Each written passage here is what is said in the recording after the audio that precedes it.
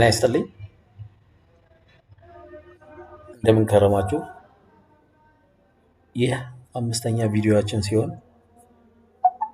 ዛሬ የምናየው ስለ ካሽ ፍሎ እና ኤስ ከርቭ ይሆናል። ተከታተሉ።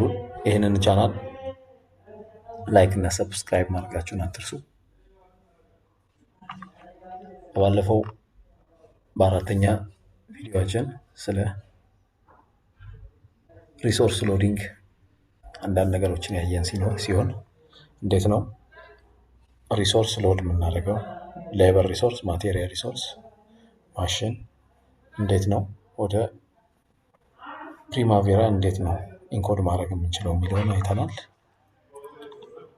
ለማስታወስ ያህል በባለፈው ሎድ ያደረግናቸው ሪሶርሶች እነዚህን ይመስላሉ። ከታች እንደምታዩቸው ሳይት ኢንጂነር፣ ፎርማን፣ ኮንትራክት፣ ሌበር፣ ቺዝለር፣ ዎል ዲሞሊሽንግ መስራት የሚያስፈልጉ ሌበር ሪሶርስ፣ ማቴሪያል ሪሶርስ እና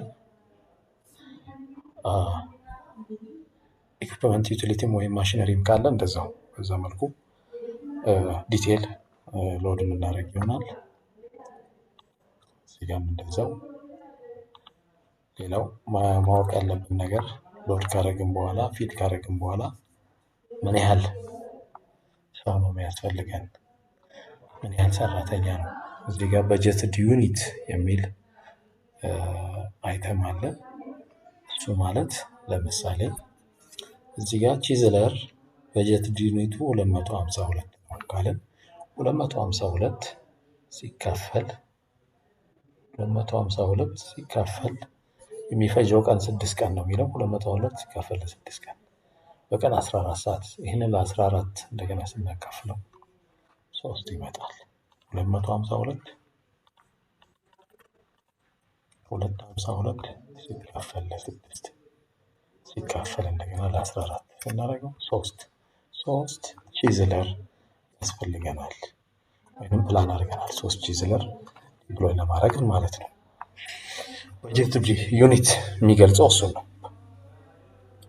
ሪጋርዲንግ ቱ ታይም ማለት ነው። ሪጋርዲንግ ቱ ሃወር ማለት ነው።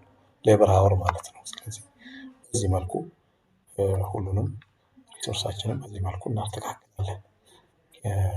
በርና መስኮት እዚህ ጋር አልሙኒየም ወርከር 56 ሰዓት ይላል። 2 አልሙኒየም ወርከር ያስፈልገናል ይላል። ዴይሊ ሌበረር 2 ማለት 2 ሲባዛ 14 ሲባዛ በ2 ስናደርገው 56 ይመጣል። 56 ሃወር ሌበረር ሃወር 56 ይሆናል ማለት ነው።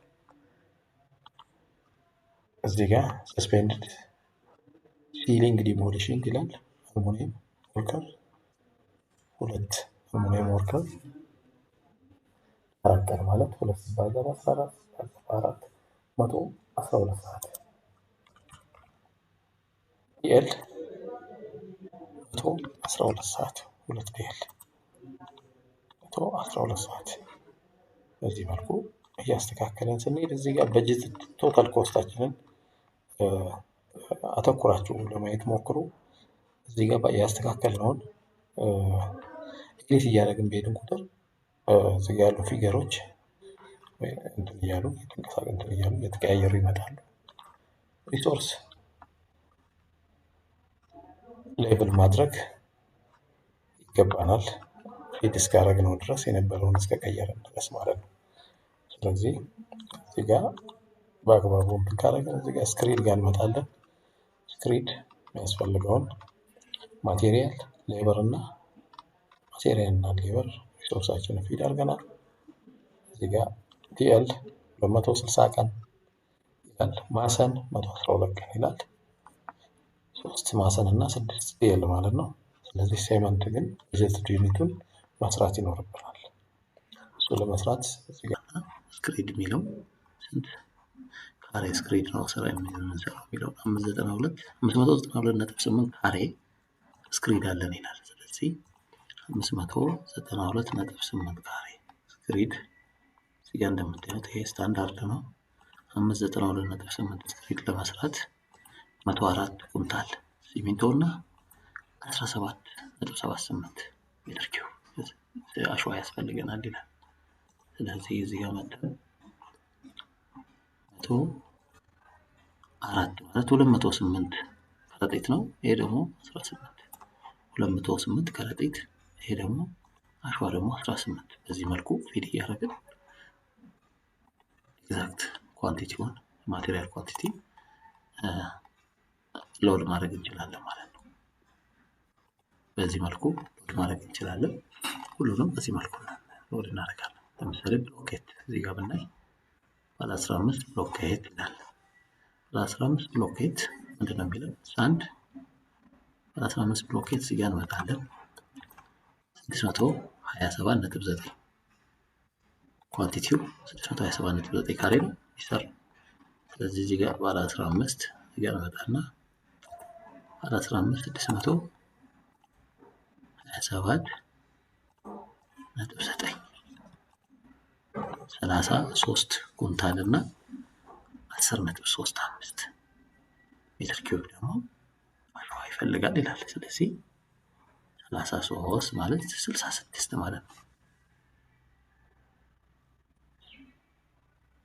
66 ማለት ነው 33 ማለት እና 33 እና አሸዋ 10.35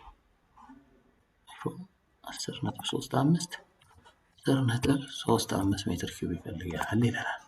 በዚህ መልኩ ፊድ እናደርጋለን። ዜን ብሎኬት ስንት ያስፈልገናል? 7837 ብሎኬት ያስፈልገናል። ባለ 15 ባለ 20 ነው ያለው። ስለዚህ HCB ባለ 15 በሚለው እንቀይረዋለን። በዚህ መልኩ እንትን እናደርጋለን። ምናልባት እዚህ ጋር ሪሶርሳችንን ቼክ እናደርጋለን። እዚህ ጋር ዩኒት ስንት ብር ነው? 82 ብር 82 ብር። ይሄ 14 ማክሲመም ዩኒት ፐር ታይም። ስለዚህ ይህን ስንቀይር ሌቭል ማድረግ ይኖርብናል። ሌቭል ሪሶርስ የሚለውን እንነካለን። በዚህ መልኩ ማስተካከል እንችላለን ማለት ነው።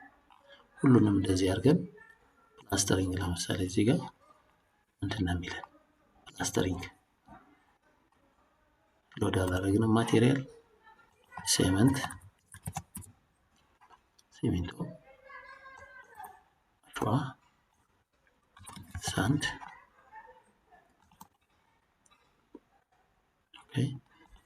ዜን ወተር ውሃ።